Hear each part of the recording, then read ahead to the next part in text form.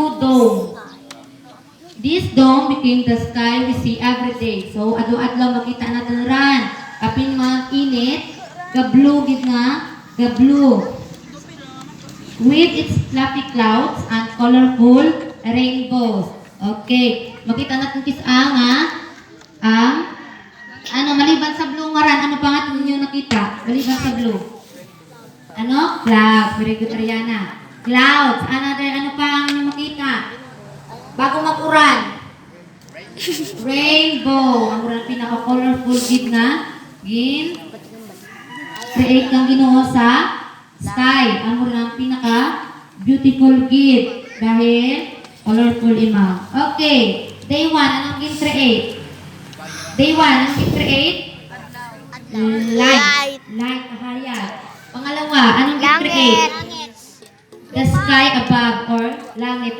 Ang makita ninyo nga ran, ang mura ng day 2 na naging obra. Okay, next is sa naging create na to, ang day 1 ka create, day 1 ka day 2 is nanamian gid ang Ginoo. So, sa day 3, nagpuhay mo tanan siyempre na nakapoy.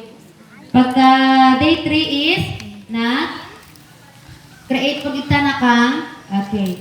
Anang day 3, na-create na tang land, sea, plants. Okay, anong create na? Day 3. Land, sea, plant.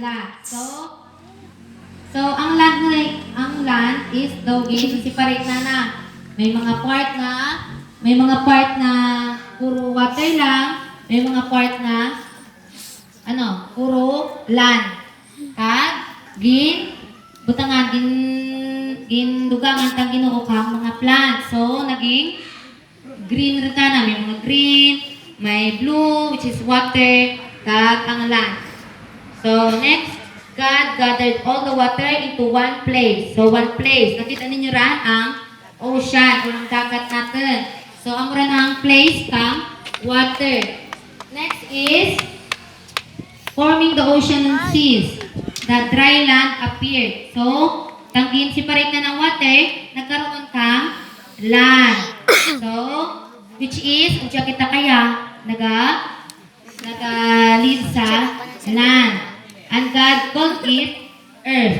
So, turo na kuhaw ang ating nga planet, which is ang earth. But God wasn't done yet. Wa patapos to sa day 3. Wala patapos ang pag-create kang Ginoo. He covered the water with all sorts of green plants, from tall trees to tiny flowers. So, saan naman pag-create sa day 3? May land, may water, may land.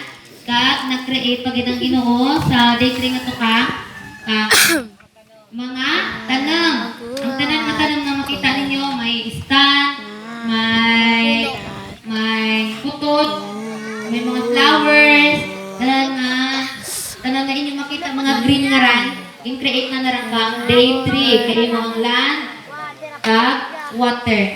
So, ano ang first gani? Sino nakaalala?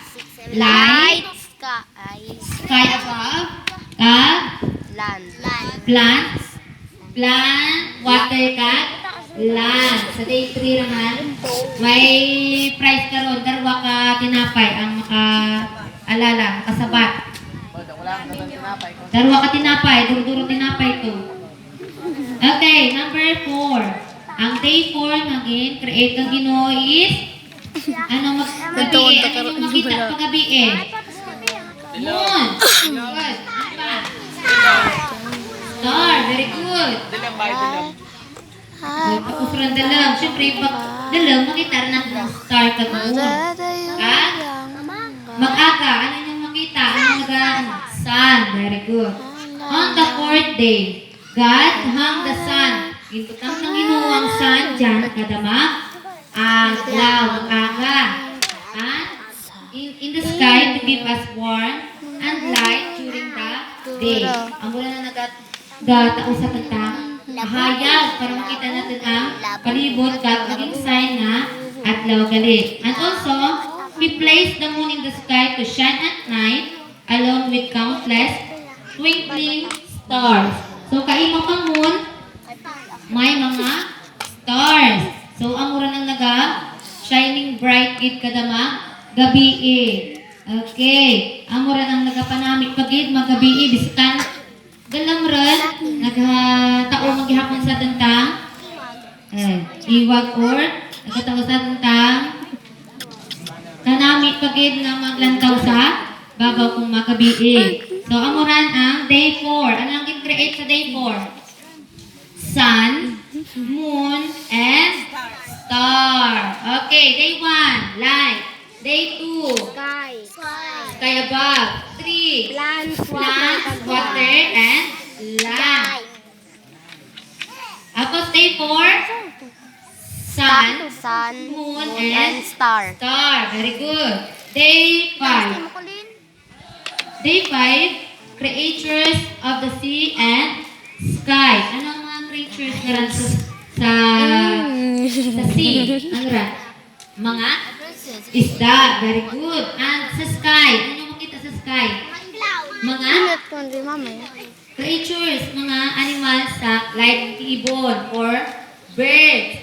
Okay, mga creatures. Okay, day 5, creatures of the sea and sky. Ang mga animals sa dagat, ang mga animals na makita sa sky. Okay, let the waters be filled with living creatures. Ang bagang Ginoo, magkaroon ka mga animals sa may dagat. May mga animals sa dalan. So, pag ano ganyan mga animals sa dagat? Ano? Mga creatures, isda. Anong bugas? Bugas. Tayong, bayad na, tanang nga creatures. Seahorse. Shell. Seahorse. Na, okay. Shark. Ano pa? Starfish. Leviathan. Ha? Leviathan. Nemo. Nemo. Leviathan. Ikaw? What else? Seahorse. Seahorse. Tanan na naisip ninyo, basta nagalit sa water. Leviathan niya ran sa job. Creatures run na. Sa Biblia, ge. Sa Nakabutang. dagat or sea. Naging create Kuya, ng sa Ginoo. job. At also ano sa sky. Makita mo dyan, may pangalan Pa, Leviathan. ibon. Gusto na mo. Leviathan. Any birds na ano sa may Agad. pariparan. Okay, ang muna nang create ka, Ginoo para maging colorful pagin ang ano, para maging colorful pagin ang ano? Diyan, create kang Ginoo diyan. Okay? God, let the waters be filled with living creatures. God declared. And just like that, all sorts of fish, mga tanan ng mga fish. Whales, anong whales? Anong whales? Balyena, ang murang big creatures, maging ubra kang Ginoo. And dolphins. Sino nakikita? Dolphins. In person. Nakita wala. Okay. Okay, dolphins appeared in the sea. Birds, also sa sky. Birds of every color. Isan ano nga color? Basta, birds filled in sky, singing with their songs. So, ang mura na, sa day 5, ang in-create na is creatures sa sea at sa sky. Okay, day 1, light. Day 2, plants. Sky by. Day 1, light. Day 2, sky above. Day 3, land, water, and plants. Day 4, sun, moon, and stars. Day 5, mga animals or creatures of sea and sky. Okay, day 5. Ano ang possible na ginubra kang Ginoo?